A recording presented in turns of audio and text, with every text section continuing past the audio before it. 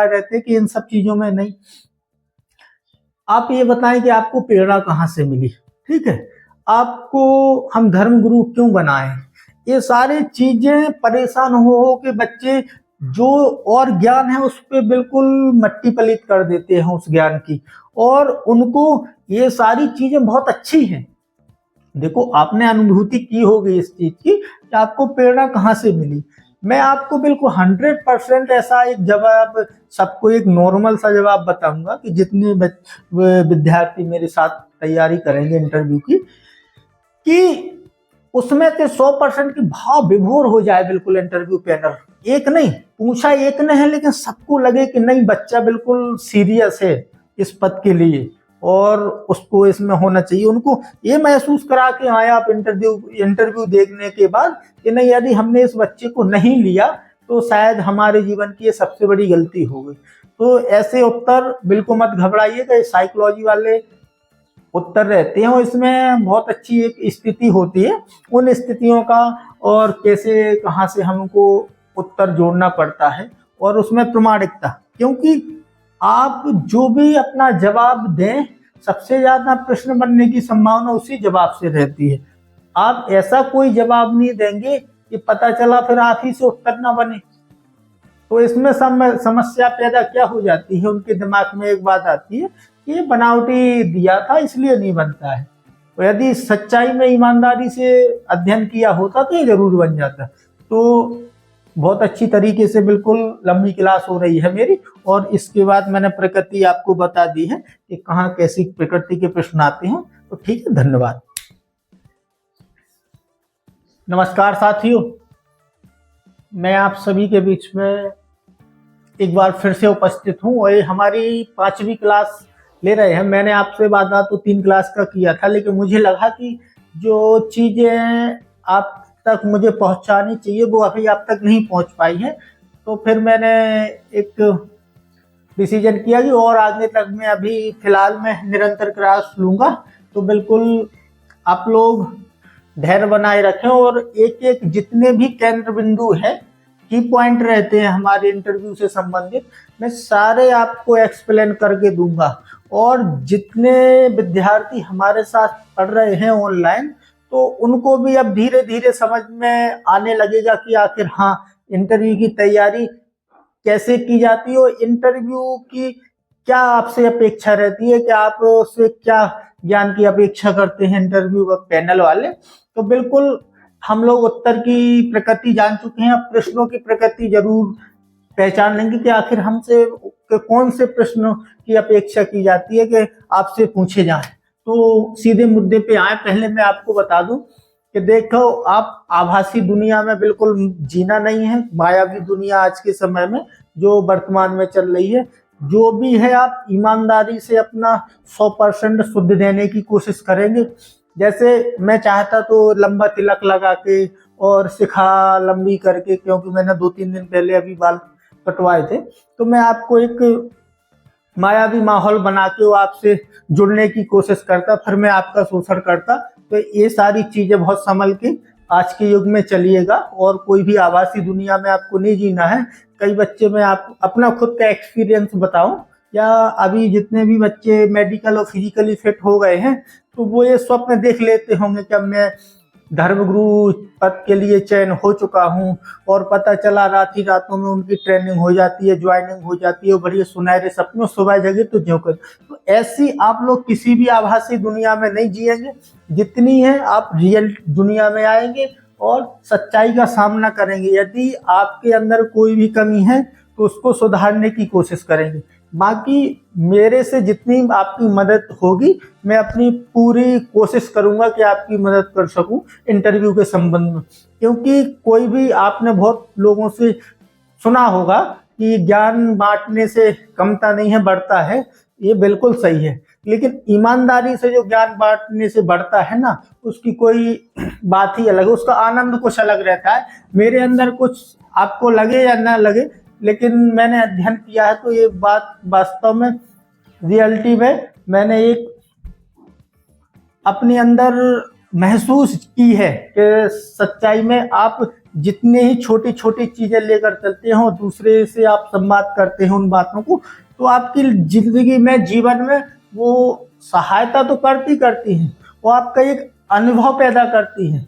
कुछ लोगों को कोई एक्सीडेंट से में या कोई घटना से उनके जीवन में अनुभव होता है। वो काफी लोग ऐसे होते हैं जो अध्ययन करके, निरंतर अध्ययन करके अनुभव प्राप्त कर लेते हैं। तो यही बात है। अब हमारी सीधे मुद्दे पे, मैं आपके सामने कोई आभासी, न कोई मायावी माहौल, न आपको किसी भी ऐसी चीजों में फंसना है, क्योंकि मुझे पता है कि कितना मूल्यवान समय होता है। और आपके पास जितने भी इंटरव्यू कॉलिंग का इंतजार कर रहे हैं हमारे विद्यार्थी, उनका मेरी शुभकामनाएं हैं। और मेरी तरफ से मैं चाहूंगा कि सभी का इंटरव्यू कॉल आ जाए। लेकिन 70 इस बार पद थे, तो 70 में 210 बच्चों का इंटरव्यू कॉल आएगा। तो बहुत मेहनत से लग जाएं अपना, और किसी भी और एक बात और है कि मैंने अनुभव किया है कि जितने धर्मगुरु पद के लिए जो भी धर्म शिक्षक होते हैं, तो उनके प्रश्नों की प्रकृति तो एक असाधारणता, नॉर्मल रहती है। उनका वो कुछ ऐसा आपसे ज्ञान जानने की इच्छा नहीं रखते हैं कि जो विद्यार्थी के लिए लगे कोई ये अलग से पूछा जा रहा है। लेकिन अन्य जो आपके पैनलिस्ट होते हैं, उनके द्वारा जरूर आपके साथ ऐसा व्यवहार किया जाएगा कि आपको लगे अब हम कहाँ आ गए। तो पहले हम प्रश्नों की प्रकृति के बारे में समझ लें, फिर इसके बाद उत्तर देते कैसे हो, कैसे अपन हम लोगों को मुद्दा पढ़ना है। तो प्रश्नों की प्रकृति, ठीक है। एक होती है प्रश्नों की प्रकृति सुनियोजित।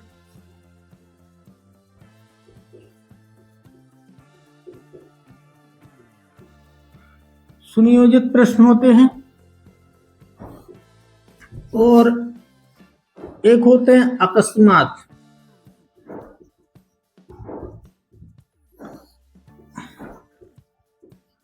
अब ये कुछ विद्यार्थी पूछेंगे कि सुनियोजित तो ठीक है, लेकिन ये अकस्मात प्रश्न कैसे?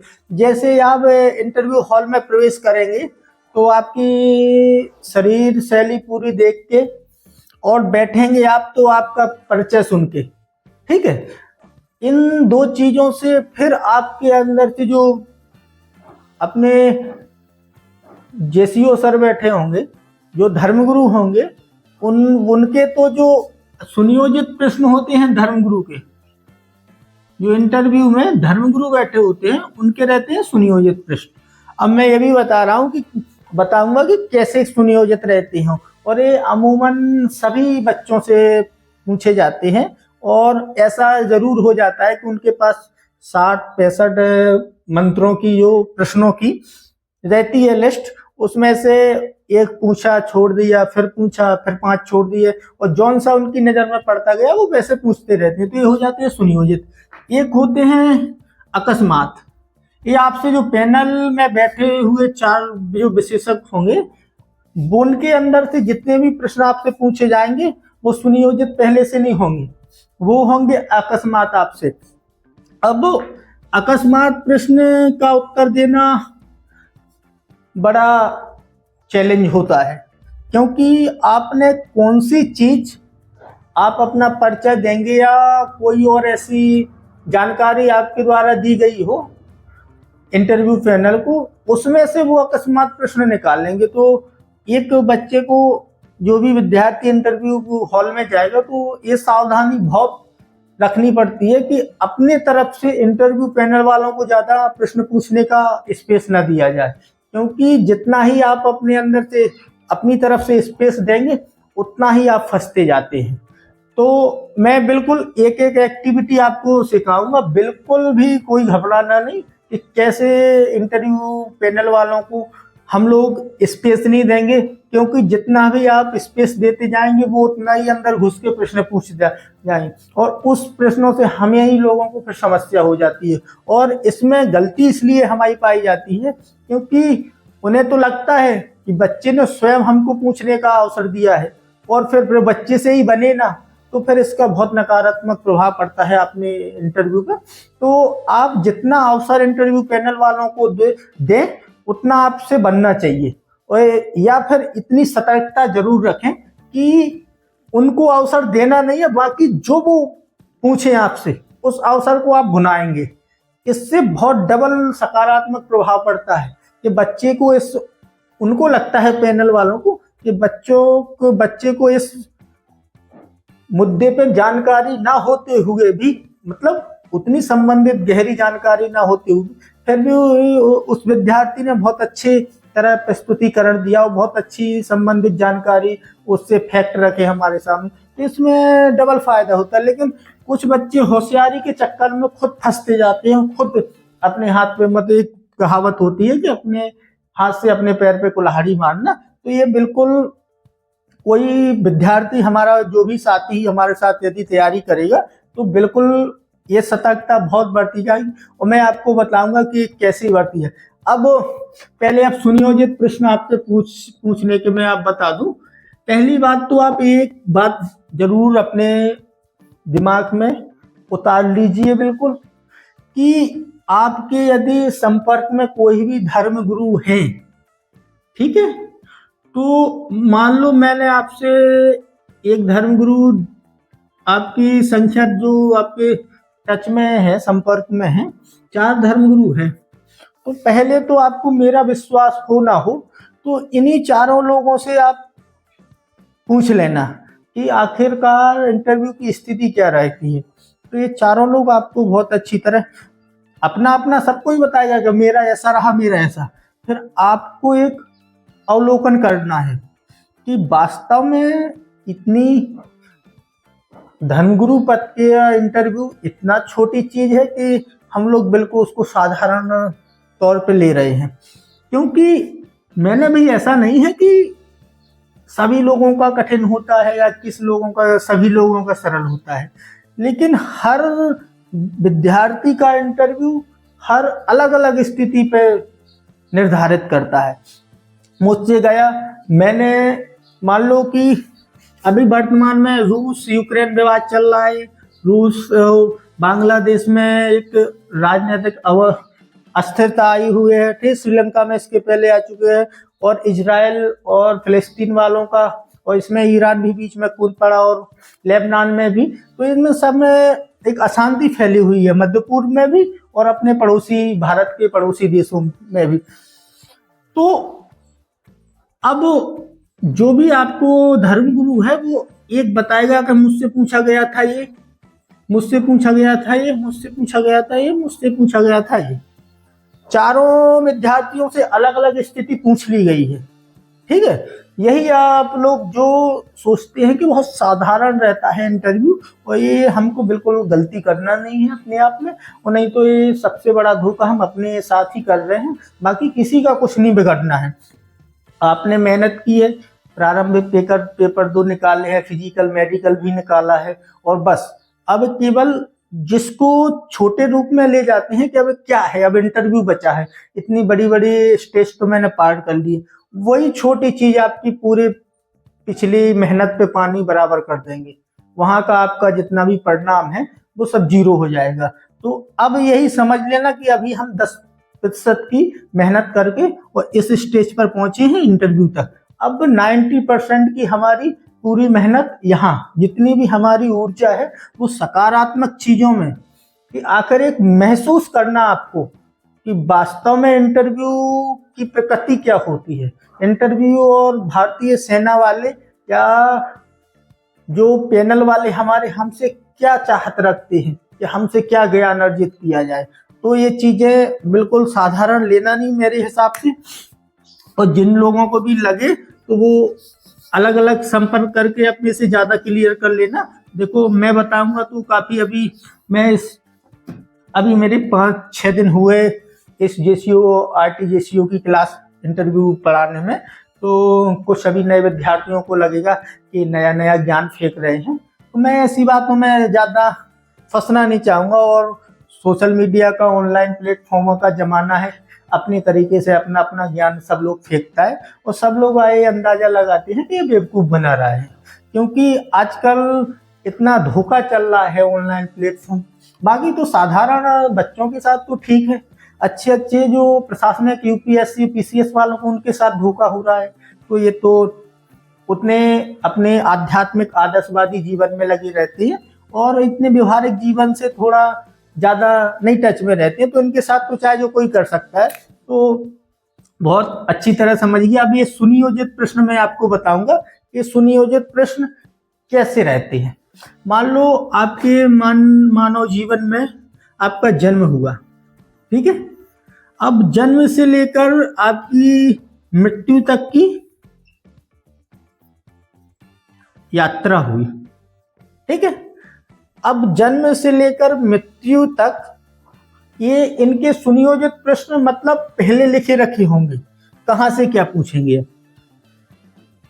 संभावना है कि ये आपसे जन्म से संबंधित प्रश्न पूछे, संभावना है कि ये अंतिम संस्कार अंतिम संस्कार से संबंधित प्रश्न पूछे, संभावना है कि ये आपके जीवन में उपनयन संस्कार हुआ हो, इससे प्रश्न पूछ लें, संभावना है कि आपकी शादी हुई हो, इससे प्रश्न पूछें। एक संभावना और है कि आप परेशान चल रहे हो, आपकी कोई दशाएं खराब चल रही हो, तो इससे भी प्रश्न पूछे जा सकते हैं, ठीक है। तो दशाएं लिखने, ठीक है। तो अभी अपनी 5 स्थिति बन गई है। 5 स्थितियों में आपसे कोई भी मंत्र, कोई भी क्रियाविधि, कोई भी आयोजन प्रकृति पूछी जा सकती है, कोई भी मंत्र पूछा जा सकता है। तो ये इनके रहते हैं सुनियोजित, ठीक है। इनमें आपको एक जानकारी और दे दूं कि इसमें सब्जेक्टिव और ऑब्जेक्टिव दोनों प्रकृति के प्रश्न रहेंगे। ये नहीं है कि आप सोचे कि मेरे से सब्जेक्टिव प्रश्न पूछे जाएंगे, वैकल्पिक भी एक शब्द वाले भी। मान लो मैंने आपसे पूछा, जैसे शुरू किया कि अब ये मत समझना कि कैसे बिल्कुल शुरुआत क्या मैं बताऊं कि 30 सेकंड में अपना परिचय दीजिए, ये नहीं है। आपसे बोला जाएगा कि नाम जैसे बोलेंगे तो आपसे किसी नाम से संबोधित कर दिया जाएगा, या डिग्री से, या पंडित जी, ठीक है। ऐसे कुछ बोल के सीमित समय में अपना परिचय दीजिए। तो सीमित समय का पर मतलब है आपका है कि आपको 12 से 15 मिनट दिए जाएंगे। उस 12 से 15 मिनट में आप अपने अंदर का ज्ञान, जितना जो भी अंतर्ज्ञान है, वो कितना उन तक पहुंचा सकते हैं, वो आपके ऊपर निर्भर है। आप 30 सेकंड में नहीं 3 मिनट में दीजिएगा, उनका कुछ नहीं बिगड़ना है, ठीक है। वहां ये कोई आधिकारिक नियम नहीं है कि आप 30 सेकंड में उत्तर दीजिए। आप 3 मिनट में भी दे सकते हो, 12 मिनट भी अपना चलाएंगे, उनका कुछ नहीं जाना है। तो ये हमारे ऊपर निर्भर करता है कि हम सीमित समय में इसलिए परिचय दें क्योंकि और जितनी भी जानकारी हमारे अंदर एकत्रित की गई है, वो उन जानकारी उन तक हम पहुंचा सके। तो इसलिए सीमित समय में 30 से 40, ये बिल्कुल नहीं घबराना कि मेरा 30 सेकंड में नहीं हुआ तो 40 सेकंड में हो, ये कोई बहुत बड़ी बात नहीं हो जाती।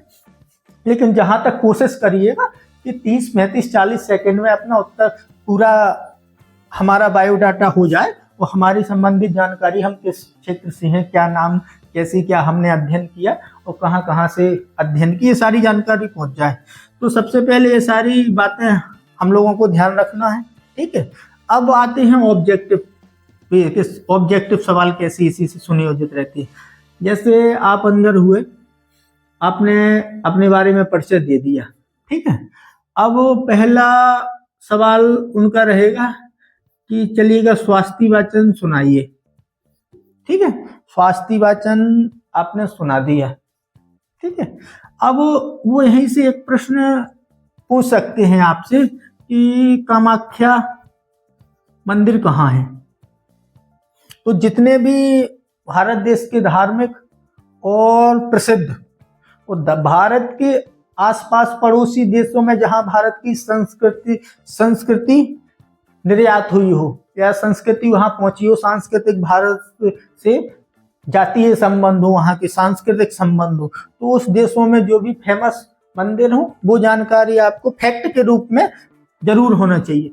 वैसे फिर आए आपको, जैसे किसी की, उनने पूछा किसी की दशा खराब चल रही है किसी भी ग्रह की, तो आप क्या सलाह देंगे उनको? तो आपको वो सलाह बतानी है। अब मान लो वो पूछ सकते हैं कि तो इसका निराकरण आपने बताया कि इसका निराकरण बताएं, निराकरण बताया, आप फिर उससे संबंधित वो आपसे मंत्र भी पूछ सकते हैं। तो ये हो गए ऑब्जेक्टिव। तो ये ऑब्जेक्टिव मान लो ऐसी मैं आपको कई मंत्र गिनती करवा दूं, मैं ज्यादा लंबी क्लास हो रही है, जैसे आपसे चंद्र पूछ लें, मंगल पूछ लें, सूर्य पूछ लें, ऐसे कई प्रकार के आदि आदि मंत्र पूछ सकते हैं। तो सबसे पहले आपको जो अपने मानव जीवन से संबंधित जितनी प्रक्रियाएं हैं, जितनी विधि है, उसके मंत्र आपको जरूर आना चाहिए, क्योंकि पहला नहीं तो ये नकारात्मक बहुत हमारे तरफ से उनके अंदर एक उत्तर जाता है कि बच्चा इतना सीरियस नहीं है। तो ये सारी चीजें, और बाकी मैं आपको बता दूं कि वेद, उपनिषद, सारी जितने भी धार्मिक पुस्तकें हैं हिंदू धर्म की, मतलब जिस भी धर्म से आप संबंधित हो, तैयारी में कर रहे हो, तो उसमें इनसे ऑब्जेक्टिव ही सवाल पूछे जाते हैं। कितने हैं, कोई कितने मंत्र हैं, कौन से अध्याय में, या कोई फेमस जो वाक्य है वो फेमस वाक्य आपसे, या कोई फेमस मंत्र है कहीं से तो वो पूछा जा सकता है। तो ये ऑब्जेक्टिव प्रश्न पूछे जाएंगे। अब यहाँ से जैसे ही आप शुरू करते हैं, सबसे ज्यादा धर्म से संबंधित लोकेशन पूछेंगे ये 4 लोग अकस्मात वाले। इनके पास अकस्मात प्रश्न वाले ये एक व्यक्ति है और ये 4 लोग हैं। अब आपको 4 लोगों का सामना करना है, और 4 लोगों के प्रश्न रहेंगे अकस्मात वाले। ये पहले से इनके कोई निर्धारित प्रश्न रहते नहीं है कि हमको क्या प्रश्न पूछने हैं। आपने परिचय दिया, आप मंत्रों का बखान करते हैं, धर्मगुरु जी को उनको दे रहे हैं, इसी के बीच में यहाँ तैयारी हो जाएगी कि अब हम इस बच्चे से क्या पूछेंगे या क्या हमको ज्ञान की प्राप्ति करना है। तो इसके आपके देने के तरीके से, आपने जो भी अपना परिचय में दिया, हम किस क्षेत्र से हैं, किस जगह से हैं, और क्या कैसे। पहले कुछ बच्चे अभी इसमें बहुत परेशान रहते हैं, बिल्कुल आपको बिल्कुल मन में शंका नहीं रखना है, क्योंकि मैं आपको एक एक शब्द, ऐसी स्थिति, कोई भी स्थिति बनती है, कोई भी प्रश्न, आप तो अभी फिलहाल मैं आप कमेंट में अभी तो नहीं दूंगा, लेकिन 10-15 क्लास जैसे ही आप मेरी पढ़ाई कर लेते हैं, तो 10-15 क्लास के बाद मैं आपको कमेंट में या खुद स्वयं आपसे वीडियो कॉल से सामने और बहुत अच्छी तरह का समझाऊंगा कि जैसे कुछ लोग ज्यादा घबराए रहते हैं कि इन सब चीजों में नहीं। आप ये बताएं कि आपको प्रेरणा कहाँ से मिली, ठीक है, आपको हम धर्मगुरु क्यों बनाए। ये सारी चीजें परेशान हो के बच्चे जो और ज्ञान है उस पर बिल्कुल मट्टी पलीत कर देते हैं उस ज्ञान की, और उनको ये सारी चीजें बहुत अच्छी हैं। देखो, आपने अनुभूति की होगी इस चीज की कि आपको प्रेरणा कहाँ से मिली। मैं आपको बिल्कुल 100% ऐसा एक जवाब, सबको एक नॉर्मल सा जवाब बताऊंगा कि जितने विद्यार्थी मेरे साथ तैयारी करेंगे इंटरव्यू की, कि उसमें से 100% की भाव विभोर हो जाए बिल्कुल इंटरव्यू पैनल। एक नहीं पूछा, एक नहीं है, लेकिन सबको लगे कि नहीं, बच्चा बिल्कुल सीरियस है इस पद के लिए और उसको इसमें होना चाहिए। उनको ये महसूस करा के आए आप इंटरव्यू देखने के बाद कि नहीं, यदि हमने इस बच्चे को नहीं लिया तो शायद हमारे जीवन की ये सबसे बड़ी गलती हो गई। तो ऐसे उत्तर बिल्कुल मत घबराइएगा, ये साइकोलॉजी वाले उत्तर रहते हैं और इसमें बहुत अच्छी एक स्थिति होती है उन स्थितियों का, और कैसे कहाँ से हमको उत्तर जोड़ना पड़ता है, और उसमें प्रामाणिकता, क्योंकि आप जो भी अपना जवाब दें, सबसे ज्यादा प्रश्न बनने की संभावना उसी जवाब से रहती है। आप ऐसा कोई जवाब नहीं देंगे कि पता चला फिर आप ही से उत्तर ना बने, तो इसमें समस्या पैदा क्या हो जाती है, उनके दिमाग में एक बात आती है कि ये बनावटी दिया था इसलिए नहीं बनता है। तो यदि सच्चाई में ईमानदारी से अध्ययन किया होता तो ये जरूर बन जाता। तो बहुत अच्छी तरीके से बिल्कुल लंबी क्लास हो रही है मेरी, और इसके बाद मैंने प्रकृति आपको बता दी है कि कहाँ कैसी प्रकृति के प्रश्न आते हैं। तो ठीक है, धन्यवाद।